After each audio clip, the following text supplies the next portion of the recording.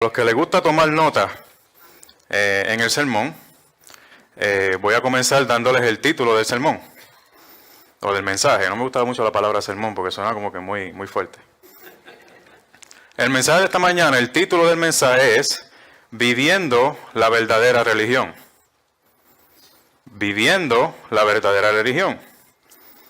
A ver, el hermano Henry ahora va a hablar de religión, no sé con qué vendrá, pero ese es el título. Yo a finales de año y a principios de año, pues nosotros pues siempre venimos con una lista de resoluciones para el nuevo año, ¿no? Y en esa lista pues incluimos muchas cosas. Voy a hacer esto, estas son mis metas, este año voy a cambiar esto, este año voy a hacer lo otro. Y yo me pregunto si esta está en la lista de las resoluciones de este año, de vivir la verdadera religión este año. Me pregunto si tan siquiera está en la lista, o en qué orden está en la lista. Eso es lo que vamos a estar hablando hoy. Y para eso yo quiero que me acompañen en sus Biblias, en esta mañana, al libro de Santiago, una vez más. Santiago, capítulo 1, verso 27. Si no lo tiene, dígame. Cacha. Santiago 1:27 dice de esta forma. Dice así la palabra de Dios. La religión pura y sin mácula delante de Dios el Padre es esta: visitar a los huérfanos y a las viudas en sus tribulaciones y guardarse sin mancha del mundo. Bendito Dios y Padre Celestial, te doy las gracias una vez más, Señor. Gracias. Gracias, Señor, por tu misericordia, Dios, por tu gracia, porque tú me llamaste, Señor, a llevar tu palabra, mi Dios. Gracias porque tú me pusiste aquí, Señor, tú me elegiste, me pusiste aquí a hablarle a tu pueblo, Señor, lo cual es una gran responsabilidad, mi Dios. Pero te doy gracias, Señor, porque yo sé que estás al lado mío. Te doy gracias, Señor, porque yo sé que estás conmigo, porque estás en mí, y por eso te pido, Señor, que toda palabra que salga por mi boca en esta mañana, que sea simplemente palabra tuya. Que seas tú controlando mi mente, mi corazón, mi espíritu. Que tu Espíritu Santo llene todo mi ser, Señor. Y tú me uses para la edificación de tu pueblo en esta mañana. Te pido por la congregación, Señor.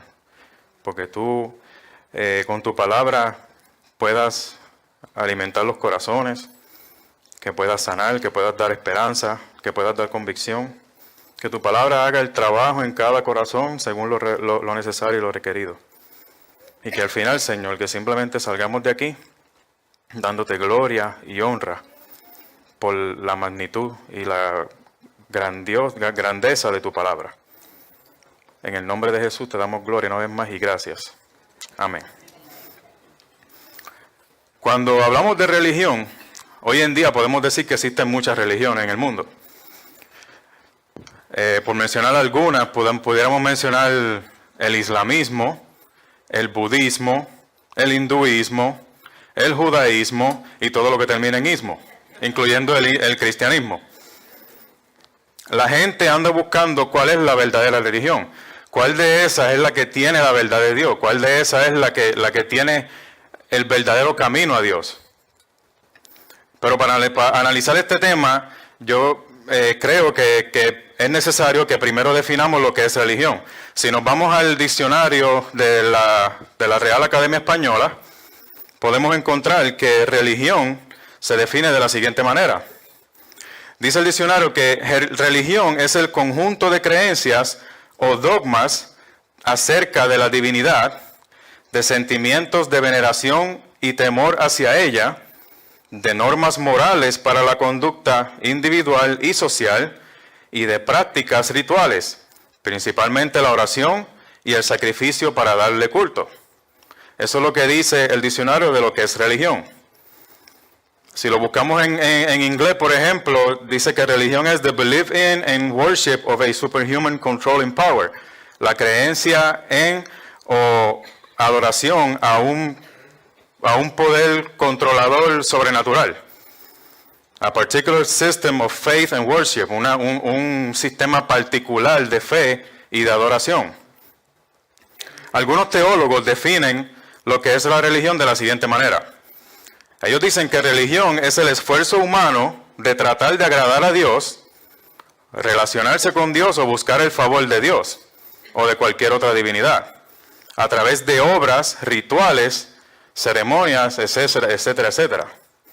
En otras palabras, dicen estos teólogos, el ser humano tiene un problema de pecado con Dios y trata de resolver ese problema por sus propias fuerzas al hacer buenas obras, rituales, ceremonias y todas esas cosas. Inclusive hace esas cosas no solamente para agradar a ese Dios, sino para ganar la salvación y la aceptación de ese Dios.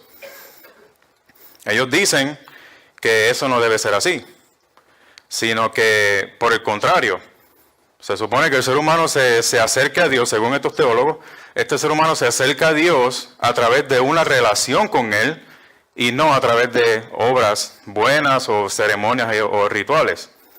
Las obras, dicen ellos, deben ser el resultado de esa relación. De ahí es que sale la frase que muchos cristianos usamos, y digo usamos porque ya lo he usado antes, yo no vivo una religión, sino una relación. ¿La han escuchado esa frase? La hemos usado muchas veces. Si lo vemos desde ese punto de vista, de que yo no tengo que hacer nada para agradar a Dios y ganarme el favor de Dios, entonces sí, esa frase tiene validez. Pero como vamos a ver en un momento, si lo vemos desde el punto de vista de Santiago, esa frase no tiene validez. En el verso que acabamos de leer, el término griego que Santiago usa y se traduce como religión ahí es treskeia. No sé si así es que se pronuncia, pero dice treskeia, que significa expresión externa de adoración o reverencia a una divinidad con devoción. Adoración expresada en actos rituales y ceremoniales. Este término denota más lo externo de la persona, más que lo interno. En contraste con la definición del diccionario, aquí religión no se define como un conjunto de reglas, dogmas y creencias, sino como la demostración de adoración, es demostración externa de adoración. Obviamente esa expresión de adoración externa está basada en lo que la persona cree internamente.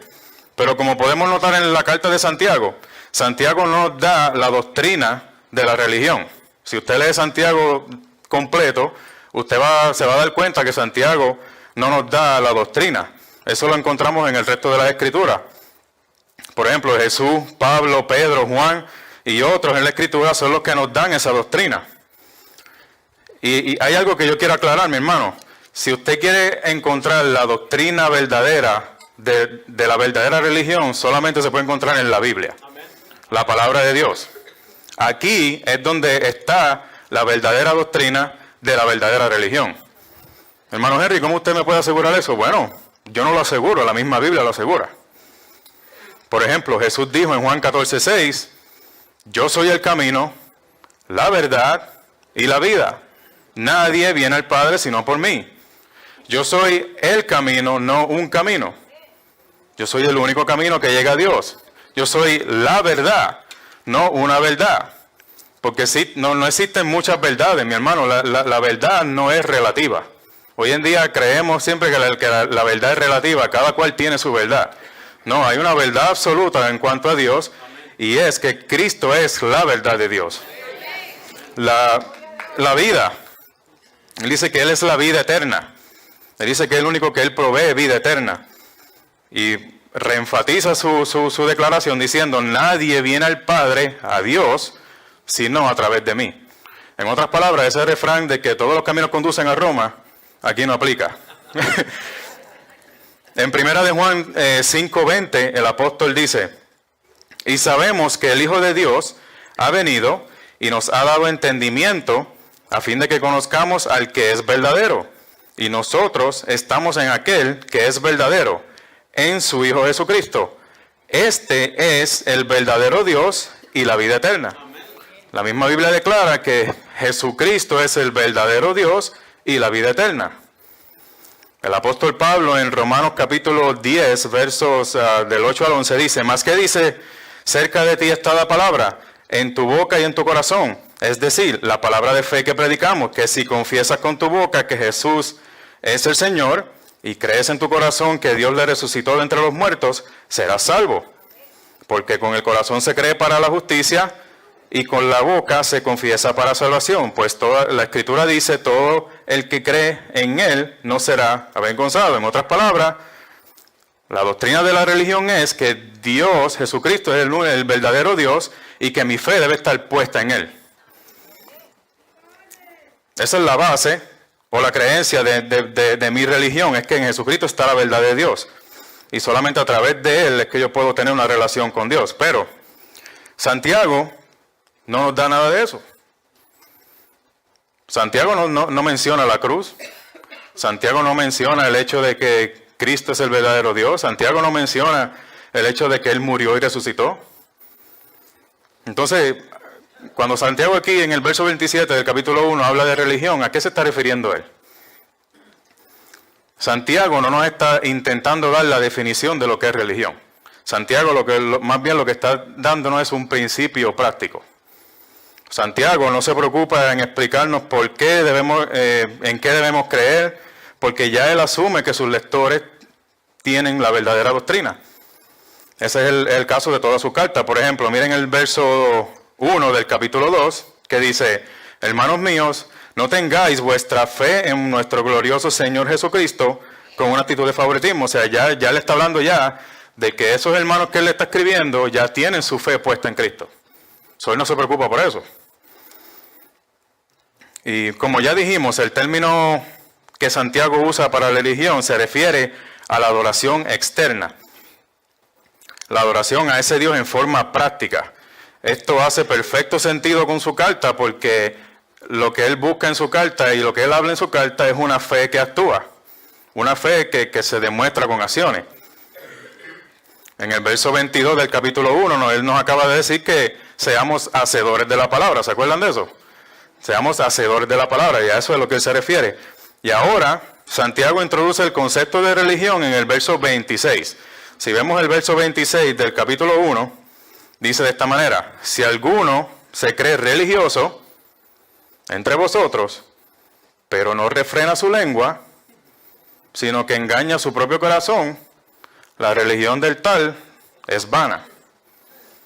En otras palabras, aquí Santiago está diciendo, si alguno dice adorar a Dios con su conducta, eso es lo que quiere decir ahí, con religioso, pero no controla su lengua, o sea, la usa para maldecir, usa para hablar mal de los demás, para juzgar, se caracteriza a la persona por lenguaje obsceno, etcétera, etcétera, etcétera. Dice él que se engaña a sí mismo esa persona. ¿Por qué? Porque su religión o su manera de adorar a Dios es vana. La Nueva Versión Internacional dice, su religión no sirve para nada. Más adelante él expande un poco en el capítulo 3 el tema de la lengua, y ese no es el tema que voy a tratar esta mañana, pero él nos da una característica de la verdadera religión ahí, que la verdadera religión controla su lengua, la persona que es religiosa controla su lengua. Pero en el verso 27, que es el verso de hoy, Santiago nos da dos características principales de cómo se manifiesta la verdadera religión. Él dice, la religión o la adoración pura y sin mácula delante de nuestro Dios y Padre es esta: visitar a los huérfanos y a las viudas en sus aflicciones y guardarse sin mancha del mundo. Él dice, la religión pura y sin mácula, eso significa sin mancha, limpia, libre de corrupción del pecado, delante de nuestro Dios y Padre. Aquí Santiago introduce el concepto de familia. Dios es nuestro Dios, creador, pero también Él es nuestro Padre. Para aquellos que hemos sido adoptados como hijos de Dios a través de la fe en Cristo, Él es nuestro Padre. And guess what? Como mi Padre, yo tengo que obedecerlo. ¿Amén? Esa es mi relación con Él. Lo que significa que tenemos una relación con Él de padre a hijo y de hijo a padre. Lo que significa que mi adoración y obediencia a Él está basada en esa relación. Por lo tanto, el verdadero cristiano vive una religión. No me miren así. El verdadero cristiano vive una religión. Es una religión basada en una relación de hijo a padre con ese Dios. Una relación estrecha e íntima con Dios. Entonces aquí la frase, yo no vivo una religión, sino una relación, está como que un poco paradójica. Porque el verdadero cristiano vive una religión. Porque para Santiago, religión es adoración a ese Dios. Entonces, ¿cómo se demuestra esa religión? ¿Cómo se demuestra esa adoración pura hacia nuestro Dios y Padre? Dos características. Número 1, visitar a los huérfanos y a las viudas en sus aflicciones. Número 2, guardarse sin mancha del mundo. Vamos a ver cada una de ellas. ¿Qué nos dice Santiago aquí con la primera? Visitar a los huérfanos y a las viudas en sus aflicciones. Básicamente, amor al prójimo. Amor por el necesitado. Amor por el desamparado. Pero hermano, él dice que atendamos a los huérfanos y a las viudas. Eso significa que nuestra religión se demuestra cuando atendemos solamente a las viudas y a los huérfanos. ¿Qué tal de las demás personas? ¿Qué tal los pobres? ¿Qué tal aquellos que han pasado por alguna crisis económica? ¿Qué tal aquellos que están enfermos? No, mi hermano, lo que pasa es que tenemos que ver la mente, el pensamiento judío de Santiago. Cuando Santiago dice viudas y huérfanos, él está básicamente recordando las escrituras del Antiguo Testamento.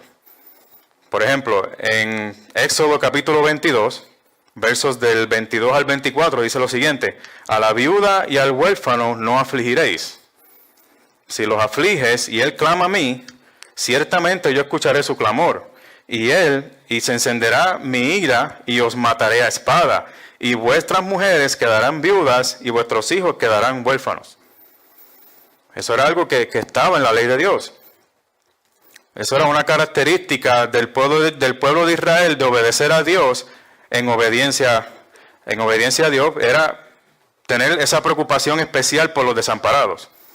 En los tiempos antiguos la viuda y el huérfano no tenían sostén. Y el pueblo de Israel estaba ordenado a eso, para proveer a ellos. Era una forma de adorar a Dios. Las mujeres en esos tiempos no tenían ningún estatus social. Entonces, el esposo era el proveedor de la familia, el esposo era el que proveía para las necesidades de la familia, pero cuando el esposo fallecía, entonces ella no tenía ningún tipo de sostén. Hoy en día es diferente, hoy en día las mujeres tienen más derechos, y si la mujer queda viuda y ella tiene los recursos, ella puede seguir trabajando y luchando por su familia, eso es diferente. Pero en aquellos tiempos no era así. Y el huérfano era huérfano, no había ese sostén para ello, y por eso es que Dios tenía como ordenanza al pueblo de Israel de preocuparse por los desamparados. En otras palabras, cuando Santiago se refiere a las viudas y a los huérfanos, está hablando de la comunidad de los desamparados. Básicamente eso es lo que le está diciendo. Miren lo que dice Deuteronomio 24, capítulo 24, versos 19 al 22. Dice: cuando ciegues tu mies en tu campo y olvides alguna gavilla en el campo, no regresarás a recogerla. Será para el forastero, para el huérfano y para la viuda, para que el Señor tu Dios te bendiga en toda obra de tus manos. Cuando sacudas tus olivos, no recorrerás las ramas que hayas dejado detrás de ti. Serán para el forastero, para el huérfano y para la viuda. Cuando vidimies tu viña, no la repasarás. Será para el forastero, para el huérfano y para la viuda. Escuchen esto: recordarás que tú fuiste esclavo en la tierra de Egipto. Por tanto, yo te mando a que hagas esto. Esa es la base, o una de las bases de que en un momento dado el pueblo de Israel estaba desamparado en la tierra de Egipto. Y Él los sacó de ahí. Por lo tanto, Él les manda que Él haga lo mismo con los demás. En Isaías capítulo 1, versos 16 al 17 dice: lavaos, limpiaos, quitad la maldad de vuestras obras delante de mis ojos, cesad de hacer el mal, aprendan a hacer el bien, buscar la justicia, reprended al opresor, defended al huérfano, abogad por la viuda. En Zacarías 7, 9 al 10 dice: así ha dicho el Señor de los ejércitos, Juicio verdadero juzgad, y misericordia y compasión practicad cada uno con su hermano. No oprimáis a la viuda, al huérfano, al extranjero ni al pobre, ni traméis el mal en vuestros corazones unos contra otros. Esta idea de preocuparse por el desamparado se repite en la ley de Dios una y otra vez. Era una manera de que Dios esperaba que su pueblo demostrara adoración hacia Él. Por él haberlos sacado del pueblo de Egipto, y Él esperaba que ellos actuaran de la misma forma. Entonces, pero como quiera yo me hago la pregunta, ¿por qué Dios exige tanto que nos preocupemos por el desamparado? O sea, él es Dios, ¿no? Y Él tiene toda autoridad en el mundo. Él tiene la autoridad para exigirnos lo que Él quiera. Pero entonces, Él no es como un Dios de estos que Él dice, porque yo soy Dios y tengo la autoridad, yo quiero que tú hagas esto. ¿Sí? Él tiene la autoridad. Pero no es como decimos muchas veces nosotros los padres a los hijos, because I said so. ¿Alguna vez usted le ha dicho a los hijos? No, los padres. Hijo, que necesito que hagas esto. Ah, pero ¿por qué? Porque yo te lo digo. Porque yo tengo la autoridad y yo puedo exigirte que tú lo hagas. Creo que fue en las Navidades del 2017 que a mi hijo mayor le regalaron una camisa que aquí en el pecho dice, because I said so, Dad. Because I said so, y lo firma Dad. Y mucha gente pues le gusta la camisa porque saben lo que es esa frase. Esa frase es, porque yo te lo digo, es que lo vas a hacer. Pero mi hermano, si ese padre no diera el ejemplo de lo que le exige a su hijo. Si ese padre le dice a su hijo antes de acostarse a dormir, hijo, ve y date una ducha antes de que te acuestes a dormir. Ah, pero ¿por qué ya me tengo que bañar? No, porque yo te lo digo. Pero ese padre no se da una ducha antes de acostarse a dormir. Él va a estar mirando eso. ¿Sí o no? Y él va a decir, pero ¿por qué tú me exiges eso y tú mismo no lo haces? Tú mismo no me das el ejemplo a mí. Si le dice, hijo, no hagas esto, no te metas en esto, qué sé yo, trata a tu mamá bien. Pero ese padre maltrata a su mamá, a su esposa. Ellos van a ver ese ejemplo. Ahí la autoridad como que no trabaja mucho, no es muy efectiva, porque si yo no doy el ejemplo como padre, ¿qué autoridad yo tengo? Bueno, mi hermano, de la misma manera es con Dios. Dios tiene la autoridad, no solamente porque Él es Dios, pero también porque Él nos da el ejemplo. Miren Juan capítulo 13. Vayamos a Juan capítulo 13 un momentito, para que veamos un ejemplo aquí. En Juan capítulo 13, en el verso 12, en este capítulo Jesús se encuentra lavándole los pies a los discípulos. Y dice el verso 12, así que después que les hubo lavado los pies, tomó su manto, volvió a la mesa y les dijo, ¿sabéis lo que os he hecho? Vosotros me llamáis maestro y señor, y decís bien porque lo soy. Ahí está. Vosotros me llamáis maestro y señor, por lo tanto, ustedes reconocen que yo tengo autoridad sobre ustedes. ¿Sí o no? Y dicen bien porque yo lo soy. Soy el Señor y yo tengo la autoridad, dice Él. Pues si yo, verso 14, pues si yo, siendo el Señor y el Maestro, he lavado vuestros pies, vosotros también debéis lavaros los pies los unos a los otros. Verso 15. Porque ejemplo os he dado, para que como yo os he hecho, también vosotros hagáis.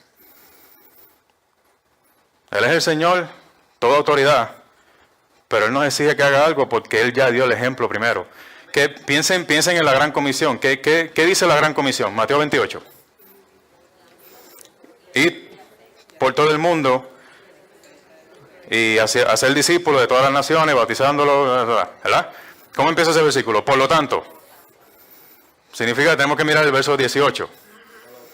Verso 18 dice que Él se acercó y Él le dijo, toda autoridad me es dada en el cielo y en la tierra, por lo tanto, vayan y hagan esto. Pero entonces, díganme una cosa, ¿quién fue el mejor ejemplo de hacer discípulos? Pues ahí está su autoridad. He backs it up. Él vaquea, como decimos los boricuas, ¿no? su autoridad con el ejemplo que Él nos da. Entonces, de la misma manera, Dios nos puede dar el ejemplo.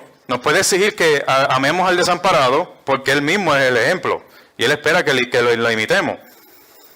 Dice en Deuteronomio capítulo 10, verso 18, Él hace justicia al huérfano y a la viuda y muestra su amor al extranjero dándole pan y vestido.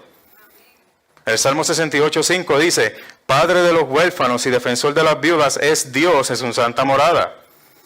El Salmo 146, verso 9 dice, el Señor protege a los extranjeros, sostiene al huérfano y a la viuda, pero trastorna el camino de los impíos.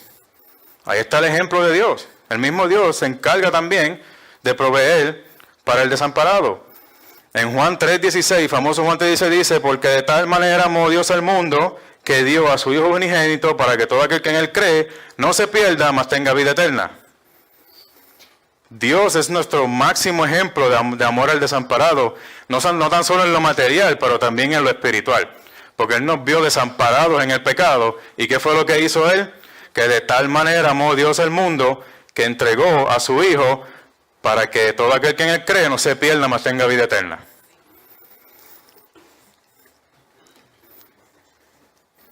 Dios es el mayor ejemplo de amor al prójimo. El mismo Santiago nos da una ilustración de lo que él está tratando de decir. Si volvemos a Santiago, Santiago capítulo 2, comienza de esta forma.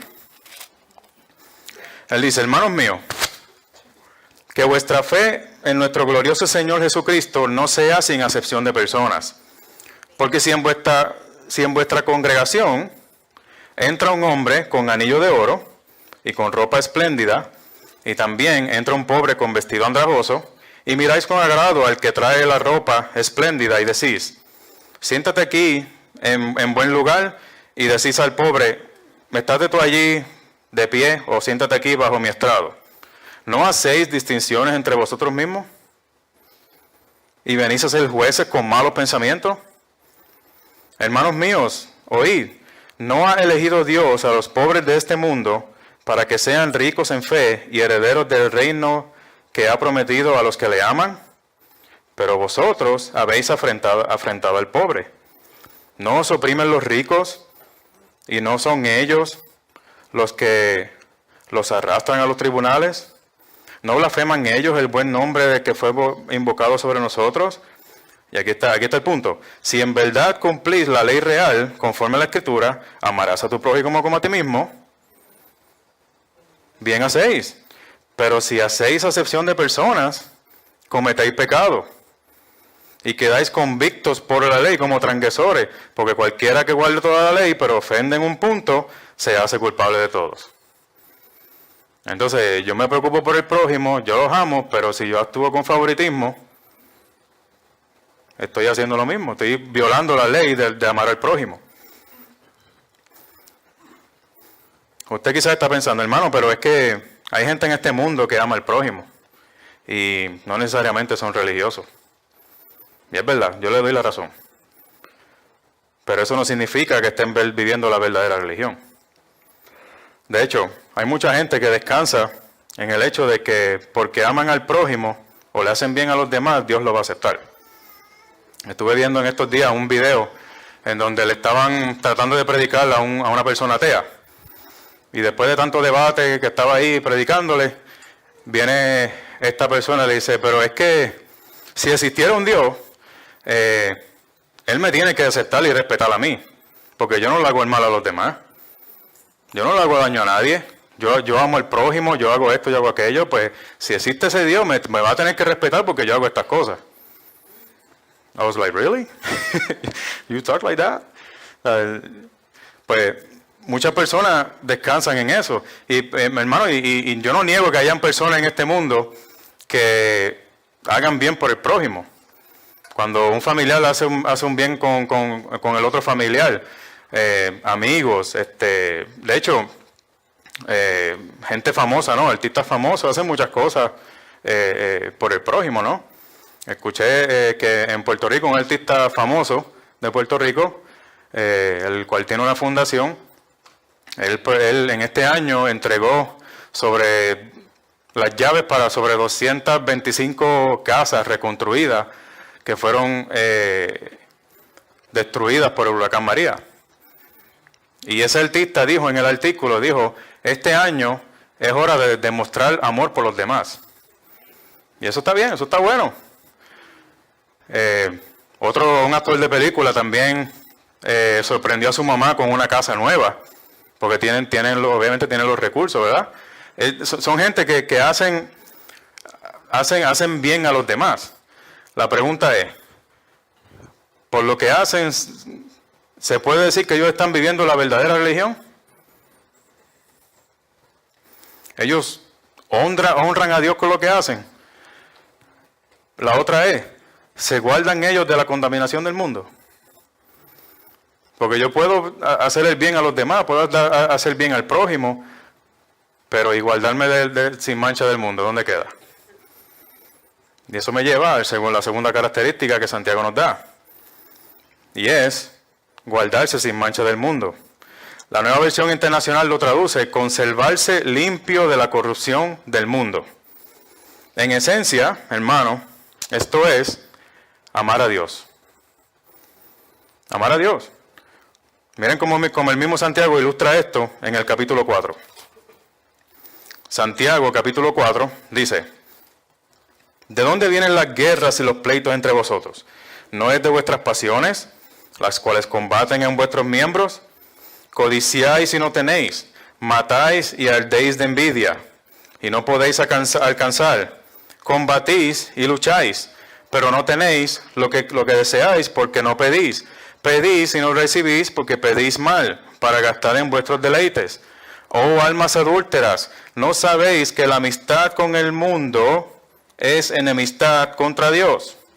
Cualquiera pues que se quiera ser amigo del mundo, se constituye enemigo de Dios.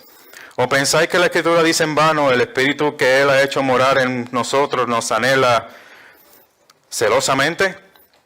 Pero Él da mayor gracia. Por esto dice, Dios resiste a los soberbios y da gracia a los humildes. Someteos pues a Dios, resistir al diablo y huirá de vosotros. Acercaos a Dios y Él se acercará a vosotros. Pecadores, limpiad las manos, y vosotros los de doble ánimo, purificad vuestros corazones. Afligíos y lamentad y llorad. Vuestra risa se convierte en lloro y vuestro gozo en tristeza. Humillaos delante del Señor y Él os exaltará. Entonces, aparentemente la audiencia a quien Santiago le estaba escribiendo aquí tenía ciertas actitudes. Habían guerras, conflictos por causa de la codicia y envidia. Pedían mal, con malos pensamientos, para gastarlo en sus deleites. Había falta de sometimiento a Dios, soberbia, sus corazones no eran puros. Había falta de humillación ante Dios. Hablaban y juzgaban mal al prójimo. Hacían planes futuros sin tener en cuenta de que mañana no está seguro y es Dios quien tiene control sobre todo eso. Si sigue leyendo el capítulo 4. Y el último verso del capítulo 4 dice que el que sabe hacer lo bueno y no lo hace, le es pecado. Parece que sabiendo hacer lo bueno delante de Dios no lo estaban haciendo. Eso es lo que indica eso. Todas estas actitudes, mi hermano, se ven, ¿en dónde? En el mundo. El mundo es así. El mundo no se somete a Dios, en el mundo hay soberbia, hay envidia, no hacen lo bueno la mayoría de las veces. Entonces Santiago se vio en la necesidad de escribirle a esta gente y advertirle que se estaban dejando contaminar del mundo. Miren cómo dice en el verso 4. Oh almas adúlteras, ¿no sabes que la amistad del mundo es enemistad hacia Dios? Por lo tanto, el que se quiera ser amigo del mundo se constituye enemigo de Dios. Enemigo de Dios, ese era el estado que nosotros estábamos antes de venir a la fe en Cristo.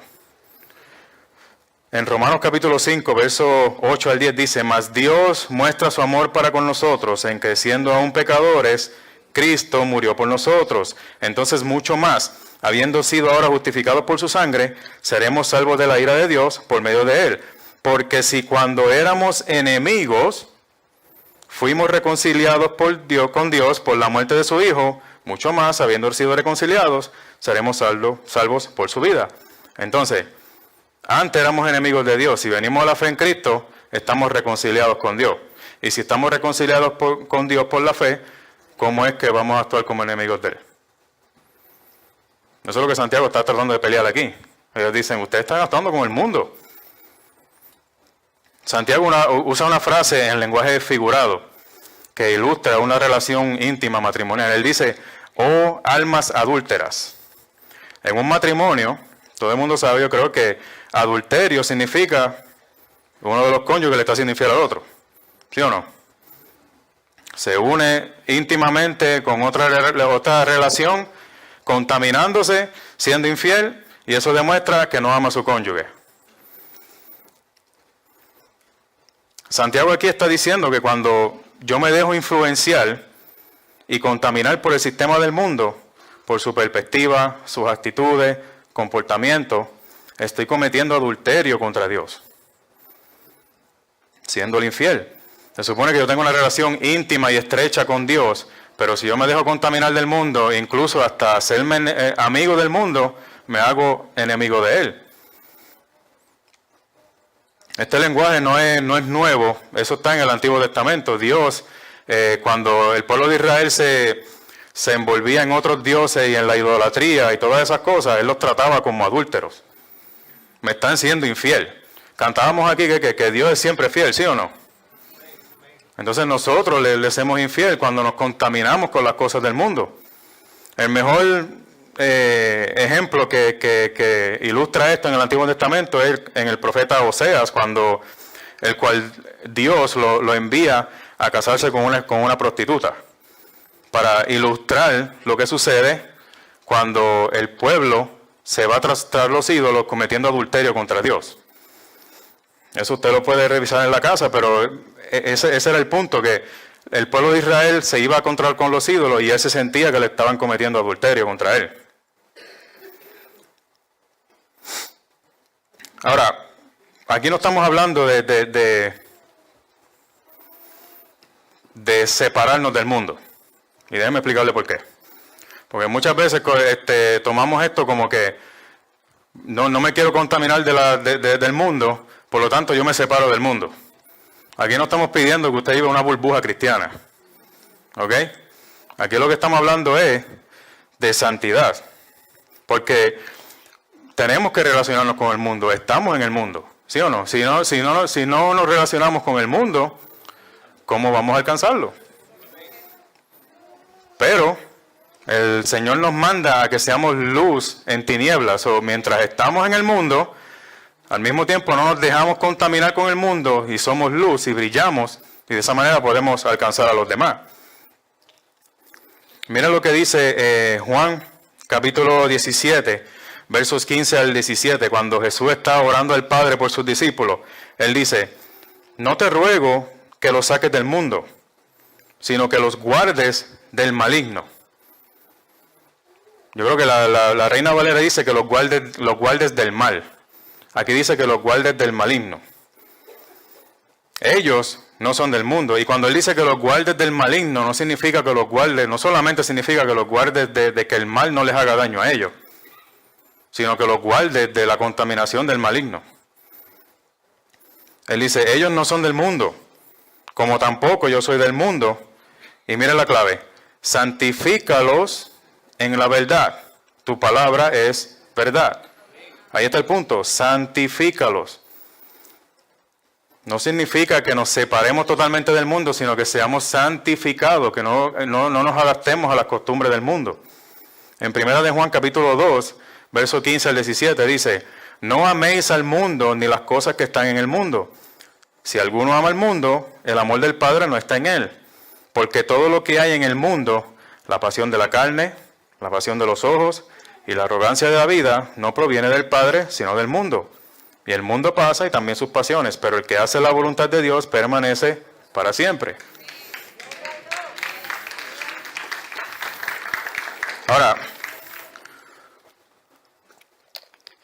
yo quiero aclarar aquí que no estamos hablando de legalismo tampoco.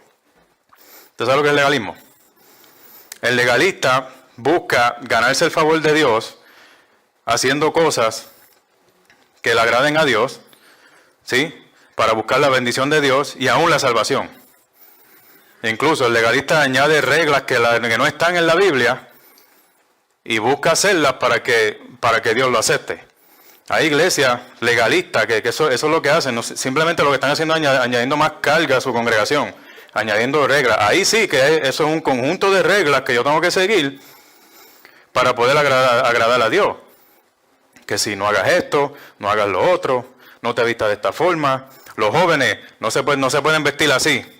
Eso, los varones hoy en día, que ese pelo, que lo tienen así, se lo amarran aquí arriba, eso no es santo. No, mi hermano, ¿qué es eso? ¿Qué es eso? Veníamos hablando mi esposa y yo de cómo las generaciones cambian, ¿no? Y estábamos viendo una conferencia de mujeres que esta señora bastante mayor decía que ella se relaciona con su nieto, ha aprendido a relacionarse bien con su nieto, porque ya las cosas no son como los tiempos de ella. Las generaciones cambian, ¿sí o no? Entonces, no podemos volvernos legalistas y venir a implantar reglas para que supuestamente agradar a Dios. Eso es legalismo. Eso no es lo que estamos hablando. Lo que estamos hablando aquí es de santidad. Estamos hablando de guardarnos para Dios. Al mismo tiempo que nos relacionamos con el mundo, somos separados del mundo en el sentido de que no nos conformamos a ese mundo. Eso me trae a la mente el pasaje que leyó el hermano Jorgito esta mañana de Romanos capítulo 12, versos 1 al 2. Quiero que lo pongan ahí en la pantalla. No sé si tienes la Biblia de las Américas. Ok, vamos con la Reina Valera entonces. Romanos 12, verso 1. Dice de esta forma. Por lo tanto, voy a buscarlo acá. Romanos capítulo 12, verso 1. Así que, hermanos, os ruego, por la misericordia de Dios, que presentéis vuestros cuerpos en sacrificio vivo, santo, agradable a Dios, que es vuestro culto racional. Así que, hermanos, ¿qué significa eso? Basado en lo que te acabo de decir. ¿Qué es lo que me acaba de decir? Si usted lee Romanos capítulo 1 al 11, él nos da todo lo que se refiere en cuanto al Evangelio. El estado de pecado del hombre, del ser humano, cómo fue que entró el pecado a través de Adán, cómo fue que a través de Cristo entró la vida, cómo es que el sacrificio de Cristo nos salva a través de la fe en Él. Y Él dice, os ruego por las misericordias de Dios, esas misericordias que Él te acaba de decir en el Evangelio, que presentéis vuestros cuerpos en sacrificio vivo. ¿Que presentéis qué? Vuestro cuerpo, lo externo. Ya sabes lo interno, ¿sí o no? Ya te dimos lo que tú tienes que creer, ya te dimos la convicción. Ahora presenta lo externo tuyo en sacrificio vivo, santo, agradable a Dios, que es vuestro culto racional. La palabra culto que se traduce ahí es rendir servicio sagrado o adoración sagrada a Dios. Eso es lo que se traduce así. Y racional viene del griego, de la palabra griega lógica, que significa lógico. En otras palabras, cuando entendemos lo que Cristo hizo en la cruz por nosotros, ponemos nuestra fe en Él, ¿qué es lo lógico? Que nos presentemos, que tengamos una adoración a Él racional, lógica, que nos presentemos en sacrificio vivo. Verso 2. ¿Cómo lo hago, Pablo? No os conforméis a este siglo, sino transformaos por medio de la renovación de vuestro entendimiento, para que comprobéis cuál sea la voluntad de Dios, agradable y perfecta. No se conformen a este siglo, no se conformen a este mundo, sino que transformaos. Un cambio total, metamorfosis, esa es la palabra que está ahí. Un cambio total, ¿por medio de la qué? Renovación de vuestro entendimiento. Otra traducción dice la renovación de vuestra mente. Y cuando la Biblia habla de la mente, incluye el corazón. Amén. Para que comprobéis, ¿para qué? Para que comprobéis cuál sea la voluntad de Dios, agradable y perfecta. Cuando leemos ese verso, que estamos acostumbrados a leerlo, ¿sí? Dice que la buena voluntad de Dios es ¿qué? Agradable y perfecta. La voluntad de Dios es agradable y perfecta, ¿sí o no? ¿Estamos de acuerdo? Cuando lo miramos en la Reina Valera, en la Biblia de las Américas, Él dice de esta forma, para que verifiquéis cuál es la voluntad de Dios, dos puntos, lo que es bueno, aceptable y perfecto. Ya ahí le da como que otro sentido. Y yo creo que esta es lo que Pablo está queriendo decir. ¿Cuál es la voluntad de Dios? ¿Qué es lo que Dios quiere que nosotros hagamos? Todo lo que es bueno, aceptable y perfecto delante de Él. Eso es lo que Pablo está diciendo ahí. Amén. Entonces, ¿qué podemos concluir? ¿Qué significa vivir la verdadera religión? Vámonos a Marcos capítulo 12. En Marcos capítulo 12, verso 28. Dice así. Cuando uno de los escribas se acercó, los oyó discutir. Aquí estaba Jesús, como siempre hacía él, debatiendo con escribas y fariseos. Y dice que cuando uno de los escribas se acercó, los oyó discutir, y reconociendo que les había contestado bien, Jesús le había contestado bien a los escribas, le preguntó. Dice en otro de los evangelistas, creo que es Mateo o Lucas, dice que le preguntó para tentarle, para probarlo. Él le pregunta, ¿cuál es el mandamiento más importante de todos? Jesús le respondió. En otro de los evangelios dice que él dijo, ¿qué tengo que hacer para heredar la vida eterna? Jesús le respondió, el más importante es, escucha Israel, el Señor nuestro Dios, el Señor uno es. Y amarás al Señor tu Dios con todo tu corazón, y con toda tu alma, y con toda tu mente, y con toda tu fuerza. El segundo es este, amarás a tu prójimo como a ti mismo. No hay otro mandamiento mayor que estos. Y el escriba le dijo, muy bien, maestro, con verdad has dicho que Él es uno, y no hay otro además de Él. Y que amarle con todo el corazón, y con todo el entendimiento, y con todas las fuerzas, y amar al prójimo como a uno mismo, es más que todos los holocaustos y sacrificios. Este escriba le añadió eso. Es más que todos los holocaustos. Él sabía. He knew what Jesus was talking about. Él sabía lo que él estaba hablando. Viendo Jesús que él había respondido sabiamente, le dijo, no estás lejos del reino de Dios. Dice el Evangelio de Lucas, que cuando Jesús le contestó, él le dijo, haz esto y vivirás. Acá él dice que le dijo, no estás lejos del reino de Dios. En otras palabras, ¿qué era quizás lo que le faltaba a este escriba? El escriba tenía el conocimiento. Él lo sabía. ¿Qué le faltaba? La práctica. Por eso fue que él le dijo, estás ahí, estás cerquita. No estás lejos del reino de Dios. Haz esto y vivirás. Entonces, mis hermanos, la verdadera religión se vive amando a Dios con todo nuestro ser y amando a nuestro prójimo como a nosotros mismos. ¿No les suena eso muy familiar?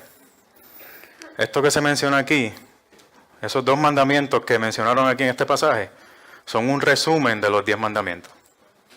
No sé si lo sabía. En otras palabras, las 2 características que Santiago nos da sobre la religión pura y sin mancha son el equivalente a cumplir con los 10 mandamientos, los cuales demuestran amor a Dios y al prójimo. Si amamos a Dios, no tendremos otros dioses e ídolos. Si amamos a Dios, no tomamos su nombre en vano. Si amamos a Dios, no nos rendiremos delante de imágenes. Si amamos a Dios, guardamos un día de reposo y lo santificamos para Él. Si en verdad amamos al prójimo, honraremos a nuestros padres. Si amamos al prójimo, no mataremos. Si amamos al prójimo, no cometeremos adulterio. Si yo amo al prójimo, no robaremos. No hablaremos falso testimonio hacia el prójimo y no codiciaremos sus bienes. Usted se preguntará, entonces, hermano Henry, ¿usted me está diciendo que yo tengo que cumplir con los 10 mandamientos para ser salvo? No, eso no es lo que estamos diciendo. Santiago no está hablando aquí de salvación. Santiago está hablando de santidad. No es un libro de conjunto de reglas que yo tengo que seguir, sino que es santificarme delante de Dios. Los 10 mandamientos tienen que ver con santidad. ¿Podemos cumplirlos a la perfección? No. No. ¿Alguna vez aquí alguien ha dicho una mentira? Levante la mano. Oye, pues un montón de gente no levanta la mano. Hemos dicho una mentira, ¿verdad? ¿Alguna vez hemos robado algo?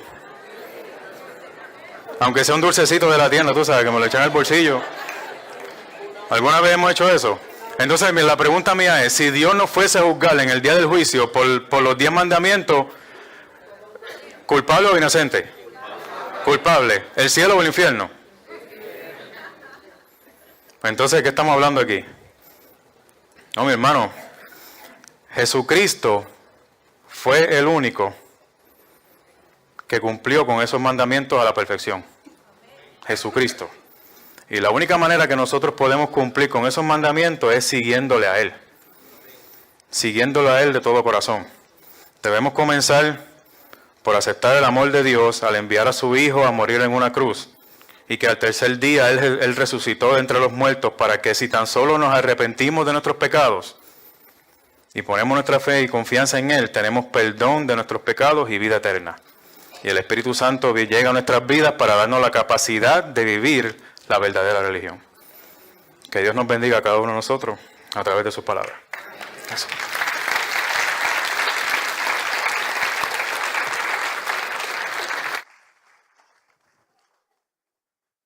Pongámonos de pie. 2018 años han pasado desde que Jesucristo estableció la congregación. A veces podemos pensar, no, es que se habló del pueblo de Israel, el pueblo judío, el pueblo de Israel, el pueblo de judío, y yo soy de Bolivia. Yo soy paisa. Yo soy de Bogotá, de Perú. Yo no tengo nada que ver con eso. Esto es una historia muy linda de un pueblo rebelde. Yo no soy tan rebelde. Y punto. La pregunta es, si tú mantienes esa posición, no eres pueblo de Dios. Porque pueblo de Dios no son los israelitas. Porque hay muchos israelitas que fueron al infierno. Hay muchos judíos que fueron al infierno. De hecho, en el desierto muchos perecieron por desobedientes a Dios. Al entender pueblo, aún le llamemos Israel, es una nación de reyes y sacerdotes para Dios. Dios está estableciendo su reino. Y Él está separando para sí mismo un pueblo para sí de buenas obras. La pregunta es, ¿seas descendiente directamente de ese pueblo israelita que salió del desierto? ¿O hayas sido alguien que ha sido injertado, que ha sido adoptado dentro de la familia de Dios porque has creído en la fe en Jesucristo? ¿Te pueden llamar pueblo de Dios? Porque si tú no te llamas pueblo de Dios y no te consideras pueblo de Dios, entonces nada de lo que el hermano Henry enseñó hoy es para ti. Y puedes seguir practicando una religión basado en lo que el mundo se refiere a religión. Pero si somos hijos de Dios, hay que obedecer. Hay muchas personas que han contaminado la iglesia diciendo, pero es que ya Jesucristo cumplió la ley, cumplió todos los mandamientos, nosotros no tenemos que cumplir ningún mandamiento. Es cierto que ninguno que cumple mandamientos se salvará a sí mismo por cumplir los mandamientos. Jamás nadie se podrá justificar por las obras de la ley, porque la ley es la que mata. La ley es la que te dice qué tan mal estás. La instrucción de Dios,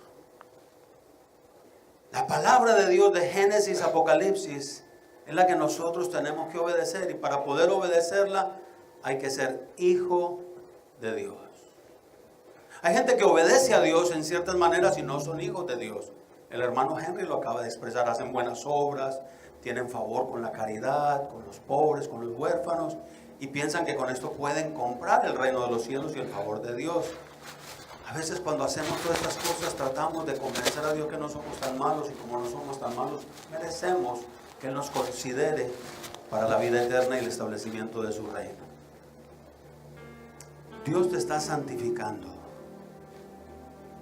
Dios te está separando. Y va a tomar el resto de tu vida y la vida para que Él lo logre. Pero solamente los verdaderos hijos nos vamos transformando, nos vamos renovando al aprender la enseñanza de la instrucción de Dios. Un verdadero hijo de Dios, un verdadero hijo del pueblo de Dios, al escuchar una verdad, se compromete consigo mismo a cambiar. No, tú no cambias simplemente cuando te bañas. Tal vez hueles mejor, pero no cambia nada de tu comportamiento. Pero que cuando tú te sujetas a la ley de Dios en todo su esplendor para limpieza y libertad, Él te va transformando. Y cada uno de nosotros comienza a ser un grato olor a Dios. Pudiera yo pecar, hacer cualquier cosa, y aunque peque y rece en pato, ¿estoy bien con Dios? No. ¿Para repetir lo mismo el próximo año? No. La Biblia dice, el que roba, ya no robe más, sino que aprenda a trabajar. El que mentía muy a menudo, y era muy fácil para él, no mienta tanto. En el centro de McDonald's, en una de las tiendas de McDonald's, un señor se estaciona, pide su comida y le dan la bolsa. Una bolsa de papel con todo el logo de McDonald's, y sale en su auto. Cuando lo abre, hay unos fajos de billetes grandes. Y él dice, esto no parece hamburguesa. Parece que se equivocaron de bolsa, y la bolsa que tenían del dinero para depositar, el que atiende se equivocó y se la entregó a la persona. Y él dijo, esto no es mío, no me pertenece. Dio la vuelta y le dijo al dependiente, creo que te equivocaste, y lo que hay en esta bolsa es todo el dinero que ustedes necesitan depositar. Él dice, wow, tremenda noticia, esto es increíble que haya gente honrada todavía en este mundo. Vamos a llamar las noticias de la televisión. Y dice el hombre, no, no hagas eso, porque si me sacan por la televisión y me toman fotos, la mujer que está al lado no es la mía.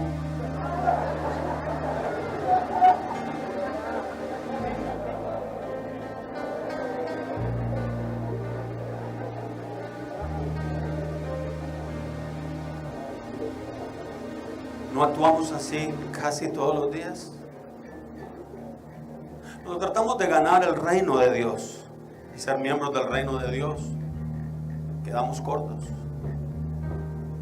La palabra de Dios es para los hijos de Dios, para que los hijos de Dios traigan luz al mundo. Si nosotros no brillamos, yo no sé si usted ha conocido la expresión que dicen en muchas congregaciones, no me mires a mí, no me mires a mí, mira a Jesucristo que Él murió por ti. Hermano, cambiemos esa expresión, que es una herejía, y comprometámonos a vivir que digamos, mírame a mí, mírame a mí. Ojalá yo pueda ser un ejemplo, porque la luz de Cristo brilla en mí. Mírame a mí en todo mi esplendor, en todo lo que hago, en todo lo que vivo, radicalmente, comprometido, totalmente, no perfecto, pero haciendo lo mejor cada día, en obediencia, escudriñando la Escritura. Mírame a mí, ese ejemplo, para que conozcas a Cristo. Él murió por mí. Lo que soy se lo debo a Él. El hombre que soy, la mujer que soy, se lo debo a Él. Pero muchos de nosotros no nos atrevemos a decir eso, porque seguimos tratando de comprar nuestra salvación. Santiago le estaba hablando a los salvos que todavía le estaban viviendo una vida un poco indiferente. Y les está diciendo, el que es santo, santifíquese un día más. Siga luchando. Deje que Dios transforme su vida para brillar. Deje que Dios cambie su vida para relucir. Deje que Dios siga encendiendo esa vela que encendió en su vida, esa luz que encendió en su vida, para que usted pueda ser un ejemplo, para que la gente, como una ciudad sentada en un monte, lo pueda mirar y decir: yo quiero esa luz, yo quiero esa paz, yo quiero esa tranquilidad, yo quiero conocer a ese Dios, yo quiero conocer a ese Cristo. Yo me quiero porque mi vida está totalmente destruida por el pecado y la desobediencia. Yo quiero ser contagiado de lo que tú tienes. Pero a veces ya nosotros no brillamos. A veces ya nosotros no brillamos porque no nos comprometimos. A los hermanos que piensan que la ley de Dios es el fin, quiero decirles simplemente que estamos engañados y equivocados, porque Cristo no es el fin de la ley. No quiere decir que acabó la ley, no quiere decir eso. Lo que Cristo quería decir es: la ley es la finalidad, es el objetivo que nos lleva a Cristo. Él es el camino, Él es la verdad, y toda la ley nos va a llevar a Él, porque Él es la verdad, porque Él es la palabra, porque Él es la vida, porque Él lo todo. La finalidad de la ley es llevarnos a Cristo y atarnos a Cristo. Y si nosotros decimos que somos cristianos y creemos en Él, debemos oler a Él, debemos parecernos a Él, debemos andar como Él anduvo, porque ejemplo nos ha dado. Cuando Henry decía que él dio un ejemplo cuando lavó los pies a los discípulos, una familia nos invitó a su casa y nos invitó a almorzar, y fuimos mi esposa y yo a almorzar donde esta familia. Y me dice la hermana, después de haber almorzado: pastor, ¿usted me permite hacer algo? Y yo siento en mi corazón hacerlo, pastor. Ha sido muy lindo compartir el almuerzo, hemos charlado, hemos compartido, pero esto es para mi vida. Yo quiero practicar algo en mi vida, pastor. ¿Usted me permite lavarle sus pies? Yo le decía: hermana, el que debe de lavar sus pies soy yo. Pero si esto trae paz y tranquilidad y vocación a su vida, ¿quién soy yo para impedírselo? A veces decimos: tal vez huelen feo, las uñas no están cortadas como debieran, ya me parezco un águila, no por el porte sino por las garras. Pero no importa, no importa. Si lo que quieres hacer es una persona y una familia de dignidad, todavía uno dice su vida y su testimonio trae un peso grande de fe en nuestra vida. Pudiéramos llegar mañana al trabajo y decirle: ¿me dejas lavarte tus pies? ¿Me dejas servirte? Pudiéramos pasar donde el vecino y decirle: ¿me dejas que te ayude? ¿Por qué? Porque yo soy la luz del mundo y Dios te ama, y yo te quiero también decir que te amo porque Él me ama y Él me ha puesto en este mundo para que diga que Él te ama y quiera salvarte. Pero si no hacemos eso, seremos una denominación más. Seremos un grupo que se pelea con el otro grupo, y seremos el otro grupo que se pelea con el otro grupo, y tratamos de ser mejores los unos a los otros, cuando seguimos creyendo que hay un solo Dios verdadero, un solo Jesucristo, una sola fe, un solo bautismo. Y yo siempre me pregunto: ¿por qué seguimos tan divididos los unos con los otros?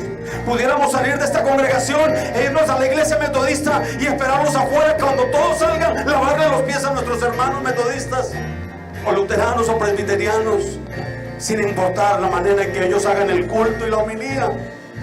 Si con eso pudiéramos mostrar la salvación para que uno venga a Cristo, valdría la pena. Sabes, no podemos ser cristianos. Puedes llamarte cristiano. Hay algunos que se llamaban a sí mismos judíos y no lo son, dice Apocalipsis. Ellos se llamaban a sí mismos judíos y no lo eran, sino sinagoga de Satanás. Y hay quienes se llaman a sí mismos cristianos, pero no son pueblo de Dios. El verdadero pueblo de Dios desea que Él me cambie, que Él labore en mí. Señor, escudriña mi corazón y mira a ver si en él hay engaño. Renueva un espíritu recto dentro de mí. Lávame más y más de mi maldad y límpiame de mi pecado. Porque mi pecado y mis rebeliones se han levantado delante de ti. Devuélveme el gozo de la salvación y espíritu recto me sustente. Esa es la oración de un arrepentido. Aquel que desea que el Señor trabaje en él y en ella un día más. Yo no sé si tú quieres que Dios haga algo en tu vida. Yo no conozco tus luchas. Yo no las conozco totalmente. Cuando me convertí al Señor, Él me quebró la bolita de cristal. No soy adivino. Pero una cosa sí sé, que como yo soy de carne y hueso, hay muchas cosas que todavía Él necesita continuar trabajando en mi vida. Primero, los tiempos cambian, las situaciones cambian. Hay muchas personas que no tenían el problema de la pornografía porque no tenían acceso a ella. Pero hoy en día se les ha servido en plata, de bandeja de plata, y les llega a su casa. Necesita ser cambiado. Hay muchas cosas que no hacíamos porque las circunstancias de ese entonces no habían celulares, no habían los medios de comunicación. En mi casa solamente habían 2 canales en la televisión, el canal prendido y el canal apagado. Hoy tenemos un montón de cosas que contaminan nuestra vida. Por eso dice, no se conformen a la era que a ustedes les tocó vivir. Al tiempo que a ustedes les tocó vivir, no se amolden, no se ajusten, no se acomoden, sino sean transformados por medio de un entendimiento y revelación de Dios a su vida, para que entonces ustedes puedan llegar a conocer la voluntad de Dios, que es satisfactoria, es agradable, es perfecta. Y la perfecta ley es la santificación de espíritu, que solamente por la fe en Jesucristo, la palabra hecha carne, nosotros hoy podemos disfrutar. Tal vez tú necesitas hacer un convenio delante de tu familia, delante de tu congregación, y tomar un gesto de fe. A veces ya no hacemos tantos llamados al altar porque decimos, ¿será que la gente sí cree? O la gente pelea en su asiento, ay, qué pena, me van a ver, me van a decir, ya me van a condenar. Porque nos hemos vuelto en la iglesia que mira quién pasa para ver si lo condenamos. Ay, mira el hermanito, seguramente pasó cargado, lleno de pecados, ¿en qué vivirá? ¿En qué andará? Y a veces pensamos más en la vida del otro que en nuestra propia vida. Me gustaría que cerraras tus ojos. Estás en el altar de Dios. Cerrando tus ojos, estás ante la presencia del templo donde habita el Espíritu Santo. Escudriña tu corazón. Si Jesucristo no es el mediador de un nuevo pacto, de un pacto renovado, que ya no es de animales, ni de sacrificios, ni de ofrendas, sino de su sangre preciosa, y no es tu Señor y tu Salvador, tú lo necesitas. Arrepiéntete de todo tu pecado. Por causa de ese pecado Él murió en la cruz. Fuimos nosotros y nuestro pecado quien lo clavó en la cruz del Calvario. No fueron los romanos, no fueron los judíos. Aún nuestra forma de vivir lo ha rechazado.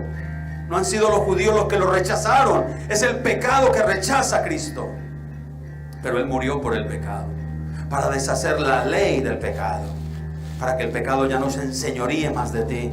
Él clavó la ley del pecado y murió en la cruz. Pero tienes que arrepentirte sinceramente. Al hacerlo, Dios te mira con misericordia, Dios te mira con agrado. Te dice, estemos a cuentas. Si tus faltas, si tus pecados son rojos como la grana, yo los emblanqueceré como blanca lana. Arreglemos. Si en este momento tú no crees que eres pueblo de Dios, ni miembro de la familia de Dios, arrepiéntete. allí en la intimidad de tu corazón, confiésalo. Dile: por mi causa moriste en la cruz del Calvario. Por mi causa diste el sacrificio más alto que cualquier ser humano se atrevería a dar. Cualquiera podría morir por un bueno, pero alguien morir por el malo, solamente Dios lo pudo hacer. Dios muestra su amor para con nosotros en que, siendo pecadores, Jesucristo murió por nosotros. Pero tienes que reconocerlo, que no importa cuál haya sido la clase de pecado, era lo suficientemente asqueroso para que Dios lo aborreciera y enviara a su Hijo a pagar por esa ley del pecado. Cristo venció la ley del pecado, pero no la ley de Dios. No la abolió, no la quitó, porque ellos son nuestra santificación de espíritu. Y solamente un verdadero hijo de Dios obedece por amor y se deleita en cada palabra que sale de la boca de Dios. Si has hecho esta convicción, ten paciencia. El Espíritu Santo estará entrando en tu vida, te estará sellando, estará escribiendo tu nombre en el libro de la vida, y como un niño recién nacido, el Espíritu Santo te nutrirá con la palabra. Con leche espiritual comenzarás. Luego comenzarás a crecer en doctrina, en fe, en confianza, en esperanza, porque eres pueblo de Dios. Y Dios afirmará, confiará, te fortalecerá en todos los momentos difíciles y te está estableciéndote como su pueblo. Un día lo veremos a Él como Él es, en un reino establecido eternamente y para siempre. Padre, gracias porque hoy hemos podido cerrar nuestros ojos y hemos respondido a este llamamiento. Señor, el verdadero llamamiento que podemos juzgar y ver es el del corazón contrito y humillado. Nos resta esperar, Señor, y ver en cada uno de nosotros los frutos que son el verdadero fruto del Espíritu Santo. Cómo actuamos en amor, en fe, en templanza, en dominio propio. Son esos frutos que deseamos ver en personas, en vidas. Señor, perdónanos. A los que ya hemos sido hijos, perdónanos. Hay muchas cosas que necesitamos arreglar y continuar para poder testificar. Señor, nos hemos reunido en esta congregación para adorarte, bendecirte y crecer en gracia, en favor, en conocimiento, para contigo, mi Dios, y para con los hombres. Al salir de este lugar entramos al campo misionero. Al salir por estas puertas entramos al campo misionero, y el campo más cercano que tenemos es nuestro hogar. Cómo tratamos a nuestra esposa, a nuestro esposo, a nuestros hijos, a nuestros padres. Señor, es el primer resultado de la obediencia. Cómo amamos al prójimo. Mañana en el trabajo, en la escuela, cómo viviremos con convicción. Ayúdanos, Señor, tú tienes poder para ayudarnos. Danos el fruto del Espíritu Santo, que es el dominio propio en medio de la tentación de un mundo que quiere destruirnos. Es parte del enemigo de nuestra alma, el mundo. Ayúdanos, Señor. Clamo por esta tu iglesia. Gracias, Señor, porque tu palabra nos transforma y nosotros podemos brillar como luminares. Podemos ser esa ciudad sentada en ese monte donde muchos la conocerán, Señor. Bendice tu iglesia y permíteme, Señor, usar tu santo nombre, que es poderoso, que es sobrenatural, para poner tu santo nombre, Jehová de los ejércitos, sobre la vida de tus hijos y tus hijas. Jehová te bendiga y te guarde. Jehová haga resplandecer su rostro sobre ti, sobre mí, y tenga de nosotros misericordia. Jehová alce sobre nosotros su rostro y ponga en cada uno de nosotros su paz. Que la gracia de nuestro Señor Jesucristo, el amor de Dios Padre y la comunión del Espíritu Santo esté en cada uno de nosotros. Al salir de este lugar, hagámoslo cantando un himno de alabanza y compartiendo el amor y la paz para con todos. Que Dios los bendiga ricamente. Si usted nos visita por primera vez, tenemos un pequeño refrigerio preparado para usted.